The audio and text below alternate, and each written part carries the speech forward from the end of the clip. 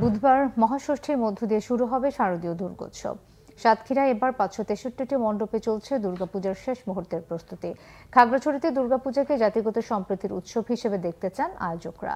সাভারে ১৯১টি পূজা মণ্ডপে রং তুলির শেষ আঁচড়ে ব্যস্ত প্রতিমা শিল্পীরা। প্রতিনিধিদের পাঠানো তথ্য ছবিতে ডেস্ক রিপোর্ট। শারদীয় দুর্গোৎসবকে ঘিরে সাতক্ষীরার ৫৬৩টি পূজা মণ্ডপে চলছে প্রতিমায় শেষ মুহূর্তের রং তুলির কাজ। রং সহ জিনিসপত্রের দাম বেশি হওয়ায় এবার বিপাকে প্রতিমা শিল্পীরা। আমরা প্রতি বছর যে হিসেবে টাকা ইনকাম করি বা আমাদের আয় হয়, সে বছর সেই পরিস্থিতির কারণে, দেশের এই পরিস্থিতির কারণে এবছর ইনকাম খুব কম। নিরাপত্তা নিয়ে কিছুটা শঙ্কা থাকলেও শান্তিপূর্ণ পরিবেশে দুর্গোৎসব পালনের আশা সনাতন ধর্মাবলম্বীদের। বাড়তে আরো ১২০টা প্রতিমা এখানে তৈরি করেছি। আমরা খুব আনন্দের সাথে এই দুর্গাপূজা উদযাপন করব। মায়ের যে আবির্ভাব, সেটা হচ্ছে অশুভ শক্তির নাশের জন্য।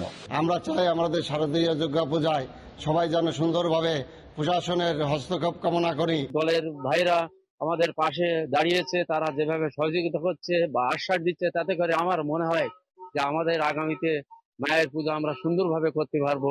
অতিবৃষ্টিতে জলাবদ্ধতার কারণে কোথাও কোথাও পূজা মণ্ডপে প্রতিমা বসানো যায়নি। অন্যবারের তুলনায় এবার ব্যাপক উৎসবে পূজা উদযাপনের আশা সাতক্ষীরার জামায়াতে ইসলামীর। নিরাপত্তা নিশ্চিতে প্রশাসনও বেশ তৎপর।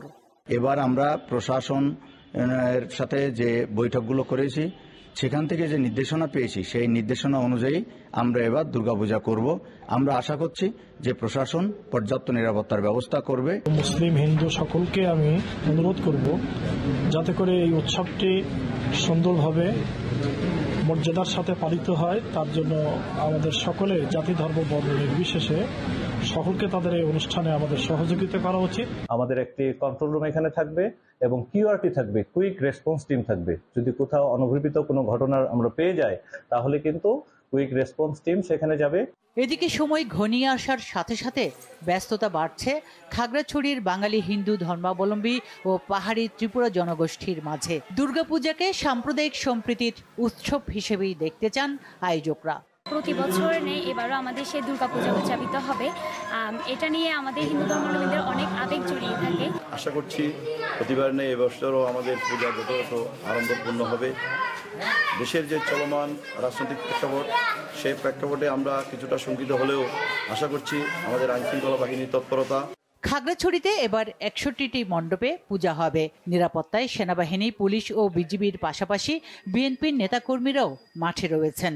কোনো ভয় করবেন না, আমরা প্রত্যেক উপজেলার দায়িত্ব নিয়ে দিচ্ছি, দিয়ে দেব। কোনো মন্দিরে কেউ যদি কোনো মাস্তানি করে, গুন্ডামি করে, খাইদামি করে, আমরা কিন্তু তাকে ছাড়বো না।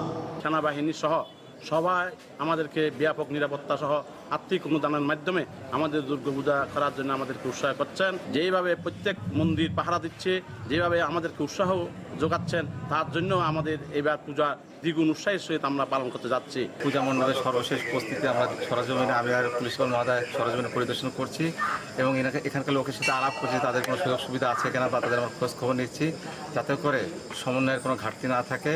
অন্যদিকে ঢাকার সাভারে দুর্গাপূজার যাবতীয় প্রস্তুতি প্রায় শেষ।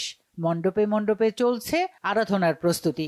চাই যে সাভারের সমস্ত হিন্দু মুসলমান সব একসাথে আমাদের এই শারদীয় দুর্গোৎসব আমরা উদযাপন করবো, আমাদেরকে সবাই সহযোগিতা করবে। পূজাটা যাতে নির্বিঘ্নে এবং হলো যে আনন্দঘন পরিবেশে অনুষ্ঠিত হয়, সেই জন্য যা যা করা দরকার সেটা আমরা নিশ্চিত করব। সনাতন ধর্মাবলম্বীদের প্রত্যাশা, এবার দুর্গাপূজার মাধ্যমে দেশ সমাজ থেকে মুছে যাবে অমঙ্গল, জাগবে সর্বজনীন মানবিকতা। সুচরিতা সূচি, বাংলা ভিশন নিউজ ডেস্ক।